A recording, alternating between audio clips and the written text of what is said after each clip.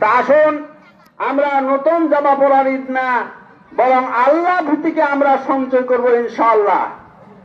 আমরা এই যানবাহনের উপরে চড়ে আমাদের ঈদ না, বরং আমাদের ঈদটা হবে যে আল্লাহর ভীতিকে লালন করিয়া বাকি 11টি মাস আমরা আমাদের জীবন পরিচালনা করব, এই সিদ্ধান্ত যেন আমাদের হয়। আল্লাহ যেন আমাদের সেই তৌফিক দান করেন। সম্মানিত মুসল্লিয়ানে কেরাম, আমি কথা লম্বা করতে যাচ্ছি না, বিনয়ের সঙ্গে একটি কথা বলতে চাই।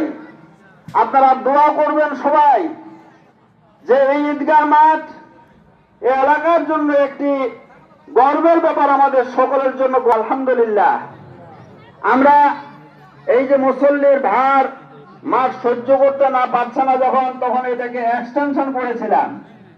আমার খুব আশ্চর্য লাগে, মাত্র 33 শতক না 34 শতক জমির উপরে আমাদের ওই ঈদগাহ ছিল। ওই যে গাছটা, বট গাছটা আছে যে পাখর গাছটা, ওইটুকু তখন মনে হচ্ছে বিশাল ঈদগাহ।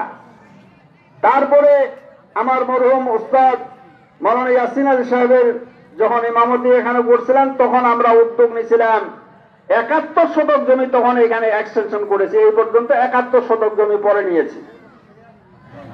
এরপরে দেখছি যে এখন আগে যেমন জায়গা হচ্ছে না, ঠিক একরকম আবার জায়গা হচ্ছে না। আবারও এটাকে একটু সম্প্রসারণের প্রয়োজনীয়তা দেখা দিল। আপনারা শুনলেন ইতিমধ্যেই যে আমরা এখানে 12 শতক জমি কিনেছি, এবং দেখে যাবেন সবাই নামাজ শেষ করে, অনেকের ভাগ্যে তো দেখার সুযোগ হয়নি, এইটা মাটি ভরাট করে ফেলা হয়েছে। এই 15 শতক জমির মাটি ভরাট হয়ে গেছে এই পর্যন্ত, এই মেহরাবটা পর্যন্ত, আর এইটুকু বাকি ছিল। এইটুকু আমরা আশা ভরসা খুব একটা পাইনি যে নিতে পারবো কিনা। তো আমরা গতকালকে আপনারা শুনলেন আপনারা যে আমরা গতকালকে আমরা গেছিলাম মাস্টার সাহেবের কাছে, যার জমি এটা, উনি আলহামদুলিল্লাহ মনটা এত বেশি নরম করেছেন, এবং আমার খুব আনন্দ লাগছে। আমি কেঁদে দিয়েছি।